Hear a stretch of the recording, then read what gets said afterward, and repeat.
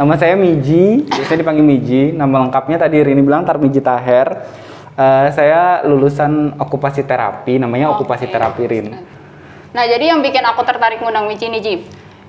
Waktu itu Miji juga pernah ngubungin kan pengen nge-publish tentang Yayasan Lentera Hati. Nah, jadi kayak aku pribadi aja baru tahu kalau misalkan di Palangkaraya tuh ternyata ada tempat terapi untuk, mohon maaf boleh dibilang anak berkebutuhan khusus ya, anak berkebutuhan khusus kan. Rin tidak tahu gitu, jadi mereka bingung mau kemana nih. Nah itu yang maksud Ji, calon-calon ibu muda tuh pada dapet edukasi kayak gini nggak ya gitu. Nah kan yang taunya paling ngikutin kata mertua ya.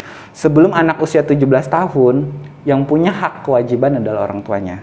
Ya kalau dari alasan dia ya benar. Alasannya kan memang buat terarahkan. Kalau kita melihat dari sisi alasannya, memang sisi positifnya itu ya untuk dia supaya terarah kayak gitu. Benar. Jadi memang ya nggak apa-apa. Surah bara antara Kalteng. Kayak gitu. Meskipun dia hujat juga ya. Makanya aku juga kaget sih. Sebenarnya mungkin kagetnya karena baru pertama kali tahu ada orang tua kayak gitu. Oke, kita beranjak ke ini kan tadi tentang tempat terapinya. Nah, sekarang kita berbicara tentang yang diterapinya. Lebih ke kayak gimana sih caranya kita tahu kalau anak itu tuh berkebutuhan khusus. Selain yang itu tadi ya, yang kayak dia harus punya kontak mata di usia 3 bulan. Mungkin kayak berkebutuhan khusus itu kan banyak. Oh, sebentar, mohon maaf. Autis itu termasuk nggak? Iya. Itu termasuk. Nah, maksud aku apa sih tanda-tandanya kita tahu anak kita tuh kayak gitu? Oke. Sebenarnya kalau dibilang tanda-tanda, sebenarnya ciri utama itu berbeda-beda ya Rin, setiap permasalahan. Jadi yang utamanya sih buat orang awam atau ini, utamanya adalah kontak mata. Itu utamanya kontak mata. Saat dipanggil nama mereka respon atau tidak. Saat ada sesuatu yang membahayakan, mereka bisa melindungi diri atau tidak. Nah, kayak gitu. Itu dulu yang jadi ini. Karena kontak mata penting untuk komunikasi. Nah, tapi kalau kita berbicara yang lain, misalnya anak hiperaktif. Nah, anak hiperaktif nih udah hiperaktif, berarti cirinya hiperaktif. Dia tenaganya kuat kayak gitu. Nah, kalau misalnya autisme itu cirinya ada beberapa sih. Jadi yang nah, anak dengan autisme itu suka melakukan gerakan berulang. Namanya tuh gerakan repetitif. Jadi mereka suka begini tiba-tiba. Atau mereka suka ngelihat sudut sesuatu. Mereka lihat ini. Nah, biasanya tuh kalau misalnya juga mereka bermain nih, anak-anak suka melihat sesuatu benda yang bulat dan berputar seperti kipas angin. Jadi mereka natap kipas anginnya tuh lama banget. Oh iya benar-benar. Aku pernah ngeliat anak kecil yang benar-benar ngelihat sesuatu tuh dia tuh kayak fokus banget. Itu. Bahkan dia tuh tidak memperdulikan. Sebentar, itu tuh bisa dibilang yang kayak dia punya dunia sendiri nggak sih? Bisa. Nah, tapi yang jadi catatan edukasi adalah bukan tugas kita untuk mendiagnosa. Saat kita muncul kayak gitu, anak berperilaku seperti itu, jangan langsung dijudge bahwa anaknya autis. Jangan. Karena itu akan mendownkan atau merusak perasaan si orang tua atau lingkungan atau dia sendiri. Bener. Gak apa-apa, kasih tahu kayak ada sesuatu deh, coba ini gitu. Karena kalau kita langsung menjudge, nanti mereka makin takut nih, makin ada sesuatu, makin gimana gitu. Jadi jangan langsung autis anak ini. Nah, itu juga yang mau aku edukasi buat teman-teman semua, bahwa jangan pernah membuat bercandaan tentang autis. Karena kita suka nih, kayak misalnya teman main handphone, autis lu main handphone mulu. Sering banget tuh. Itu bukan bercandaan, itu sesuatu hal yang krusial, sesuatu hal yang bagi beberapa orang sesuatu hal yang sedih. Bayangkan gini, misalnya yang dibecandai itu punya sanak famili yang mengalami ini, mereka kan langsung, mereka aja butuh mental yang kuat untuk bisa menerima itu. Nah, makanya jadi jangan pernah kita membuat bercandaan, oh autis nih, oh ini, jangan, udahlah kayak gitu. Jadi bercandaannya cukup yang hal yang lain. Kalau yang itu Ji, yang apa namanya, Down syndrome itu termasuk? Itu juga. Nah, Down syndrome itu mukanya mirip. Nah, jadi kalau biasanya lihat mukanya mirip, itu Down syndrome. Nah, Down syndrome ini penyebab utamanya kita tahu karena kerusakan kromosom. Jadi kromosom pembentukan itu kromosom 21 itu ada. Jadi itu rusak atau ada perbedaan, nah akhirnya mereka jadi ini. Nah itu juga memang ada permasalahan tumbuh kembang, ya itu juga termasuk. Itu tuh paling mudah diketahui kayaknya dari semua jenis Iya. Down syndrome itu ya. Karena Down syndrome itu kayaknya sih kalau aku tidak salah, mohon maaf ya, Down syndrome bisa diketahui dari dalam janin waktu saat USG. Kan sekarang tuh ada yang 3D kan, yang bisa ini. Nah, kalau nggak salah, mohon maaf kalau misalnya ini salah. Setahu aku bisa. Kalau aku pernah baca jurnal di luar negeri atau apa, entah di Indonesia gimana. Jadi itu tuh bisa dari hasil iya itu. sih, di film-film juga aku pernah ada yang anaknya udah divonis Down syndrome duluan. Itu pas lagi US. Nah itu jadi memang Down syndrome karena ada face dan tampilan kan jadi mudah di ini. Nah, kalau misalkan itu tuh termasuk ini gak sih Ji? Kayak Down syndrome tuh kayak Down syndrome, autis, itu tuh termasuk keturunan atau ada kesalahan sampai bisa menyebabkan itu gitu? Maksudnya penyebabnya apa sih sampai bisa ada itu gitu? Nah, setiap diagnosa anak penyebabnya beda-beda. Autisme, kita bicara autisme nih, kalau Down syndrome kan tadi penyebabnya kromosom. Nah, kalau kromosom Down syndrome ini biasanya kromosom tadi sudah 1, habis itu ibu hamil yang usianya di atas 35 tahun. Itu rentan sekali. Rentan mengalami permasalahan itu. Kenapa? Down syndrome itu tadi? Ya. Dan anak berkebutuhan lainnya juga. Kenapa sih? Karena di usia 35 tahun ke atas, sistem reproduksi tubuh wanita sudah berbeda. Sistem kekuatannya, sistem ininya, tapi tidak semua ya. Makanya teman-teman bidan, teman-teman perawat kemungkinan kan coba tanya aja kalau ibu hamil yang sudah mulai tua, mereka kan mau wanti-wanti kan kalau ada sesuatu kayak gitu. Jadi itu rentan terjadi. Bukan pasti, tapi rentan terjadi. Jadi kayak kita udah mewaspadai gitu. Nah, tapi kalau misalnya autisme dan ada beberapa diagnosa lain, faktor keturunan dibilang ada juga yang ada, tapi enggak juga enggak gitu. Karena penyebab pasti autisme tuh nggak tahu. Oh, sampai sekarang? Nggak tahu, nggak ada yang tahu penyebab utamanya. Karena kalau kanker kan karena sel ya. Itu kanker. Kalau autisme tuh nggak tahu penyebab utamanya apa. Makanya autisme tuh bukan penyakit. Mereka anak-anak itu bukan penyakit. Yang bisa menular tuh enggak. Mereka tuh sindrom. Sesuatu kumpulan gejala yang mengakibatkan mereka seperti itu. Jadinya sindrom. Makanya kalau dibilang sembuh gitu, sembuh nggak sih? Kembali lagi, sembuh itu dikategorikan untuk apa tadi? Penyakit kan gitu. Penyakit. Kalau flu berarti kan tahu nih karena virus gitu. Tapi kalau autisme karena bukan penyakit dikatakan sembuh, ya gimana? Kayak gitu. Lebih ke kayak diedukasi ini loh cara menghadapi anak yang spesial ini kayak gini gitu ya, lebih diarahkan gitu. Akhirnya tumbuh kembangnya kita arahkan. Bukan menyembuhkan untuk dijadikan kembali normal gitu, bukan gitu ya? Ya itu dikatakan normal karena kebanyakan gimana ya, sederhana gini. Dikatakan normal misalnya dalam kondisi makan. Dikatakan normal tata cara makan kebanyakan orang kita seperti itu. Misalnya kayak gini. Nah, anak-anak mereka itu sebenarnya kalau tidak diarahkan cara makan yang benar, mereka juga nggak tahu cara makan yang benar.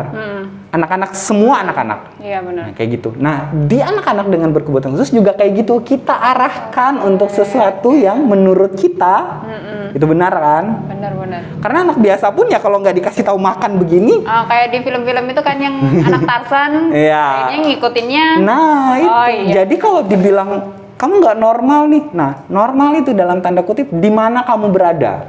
Bagaimana caranya. Kayak gitu. Kayak yang aku kuping obrolan kalian tadi, jangan-jangan ternyata kita yang sebenarnya tidak normal. Anda kenapa tegang sekali? Harusnya kami yang tegang.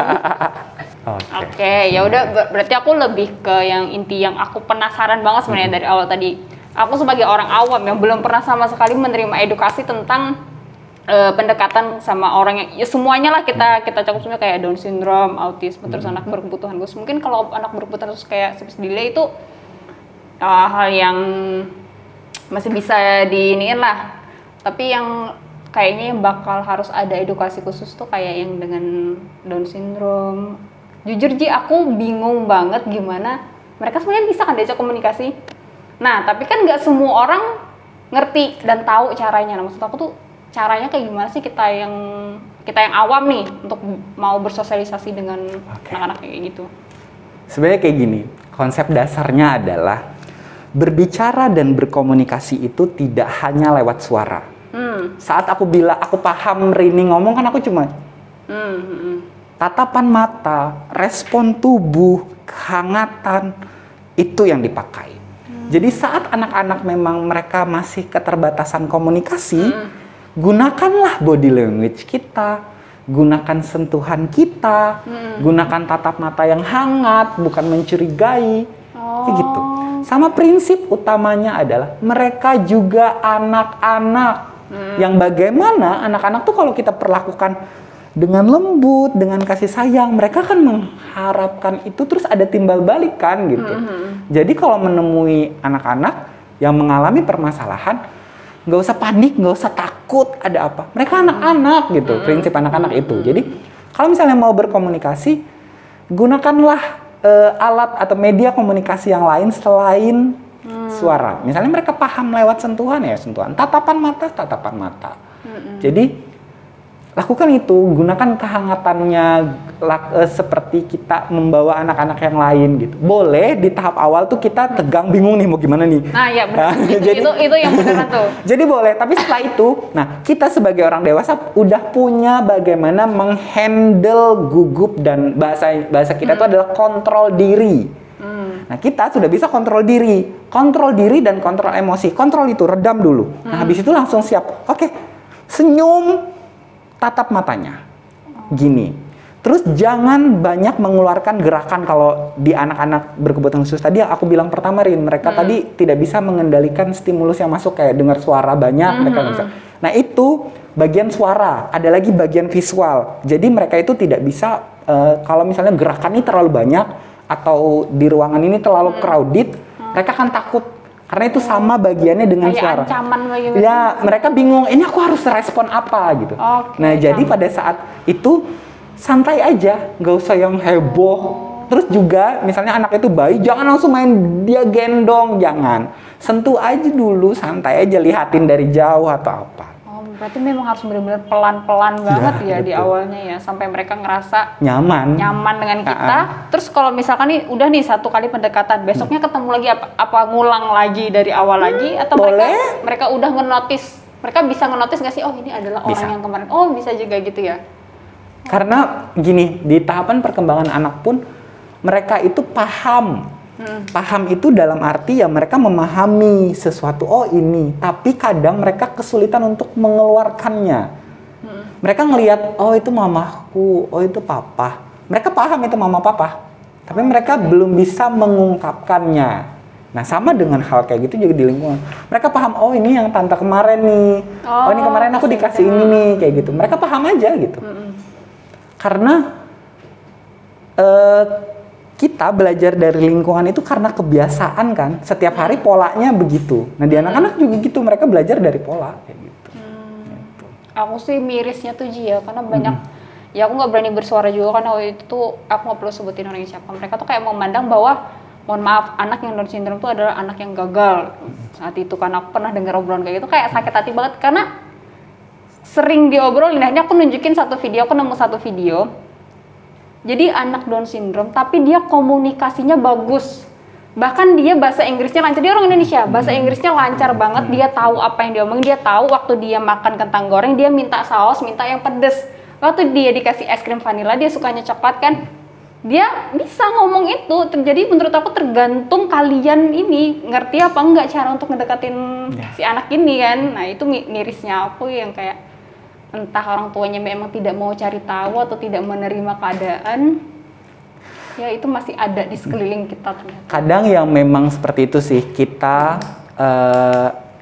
aku selalu pesan ke orang tua yang tadi sebelum kita asesmen tuh, yang ketemu orang tua, keluarga gitu. Aku tuh selalu pembukaannya gini, kita nggak salah-salahan ya di sini, bukan mencari penyebabnya apa. Nah kalau kita terus salah-salahan, kita tidak akan pernah bisa menerima apapun itu. Jadi utamanya adalah stop menyalahkan sesuatu, stop mencari ini nih karena dulu ini nih si A begini. Stop itu. sekarang hadapi apa yang ada di depan, boleh sih begitu. Jadi kalau kita terus menyalahkan, ini nggak selesai. Nah, jadi aku tuh selalu memberikan pesan itu ke orang tua. Aku juga nggak menyalahkan, aku juga nggak ini. Kita tujuannya adalah hal baik yang mau kita arahkan. Oke, mungkin terakhir nih Ji, Oke. kita lebih pertegas lagi asik. Rangkumannya yang mungkin ya, hal yang nggak boleh intinya atau yang pantang banget untuk kita lakuin ketika pokoknya apa ya bahasanya ya, hal yang nggak boleh dilakukan ketika kamu ketemu sama anak yang berkebutuhan khusus tadi, entah tuh autis atau Down syndrome, dan hal yang dianjurkan ketika kita ingin bersosialisasi atau kita ingin berdekatan dengan anak-anak yang berkebutuhan khusus itu. Ini Oke. rangkuman terakhir kita deh. Oke, siap. Monggo. Nah, sebenarnya gini, hal apa yang harus kita lakukan? Yang pertama, kalau itu bukan anak kita, izinlah ke orang tuanya. Oke. Tanya dulu, boleh aku sentuh? Boleh aku pegang? Oke. Gitu. Jadi tanya dulu kalau orang tuanya bilang boleh gitu. Nah, apapun makanan, misalnya makanan, kita ngelihat ada orang tuanya, boleh kasih ini nggak? Gitu. Sebenarnya nggak cuma anak-anak berkebutuhan khusus, anak biasa pun kadang kan Iya. nggak mau orang tuanya disentuh pipi, nggak mau dicium. Nah, itu yang pertama adalah boleh nggak? Gitu. Tanya kalau misalnya ada orang tuanya, pendampingnya, tanya aja kayak gitu. Terus kalau kita bingung, tanya orang tuanya, gimana nih caranya ini? Pasti mereka mau menjelaskan.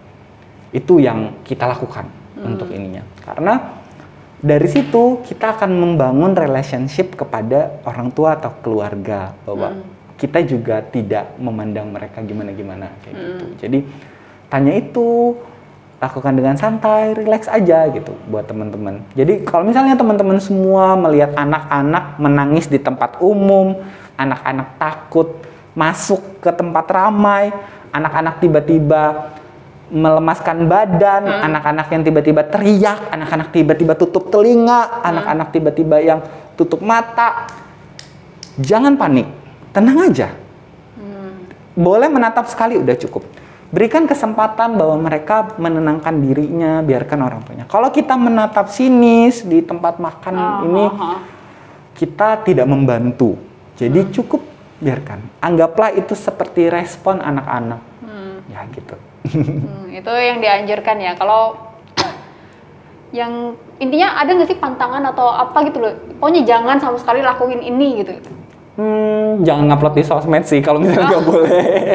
Jadi intinya nggak semua anak-anak, intinya sih itu hak manusia. Nggak semua orang tua mau anaknya di-shoot, nggak mesti berkebutuhan khusus gitu. Jadi kalau misalnya menemukan begitu, terus marah-marah, anaknya lagi trouble, bermasalah, terus kita ngerekam, nah itu yang jangan. Kalau yang pantangan yang lain sih enggak. Mungkin yang tadi aja ya, yang kalau misalkan ketemu pendekatan jangan langsung heboh, harus benar-benar pelan-pelan satu-satu, betul. mungkin dari kontak mata, kalau mau sentuhan pun harus sentuhan yang lembut, dan itu harus melihat mood mereka banget kayaknya ya. Betul. Karena memang setauku anak orang tua di Palangkaraya pun mereka tidak ada yang bersin di belakang teman-teman. Jadi jadi orang tua di Palangkaraya pun mereka tidak ada yang menolak atau melarang gitu, enggak. Mereka welcome aja sepenuhnya kayak gitu sih. Jadi memang pantangan khusus yang nggak boleh itu nggak ada sih sebenarnya. Nggak ada ya. Ya nggak, maksudnya takutnya ngeganggu tiba atau ini mau pengaruhi ini bisa bikin dia tantrum seketika gitu, enggak ada sih. Intinya yang mempengaruhi tantrum tentang makanan. Makanya yang pertama aku bilang tadi, tanya dulu boleh nggak makan ini, makan itu. Ya, Itu yang itu kuncinya. Dossier Surah Bara antara Kalteng.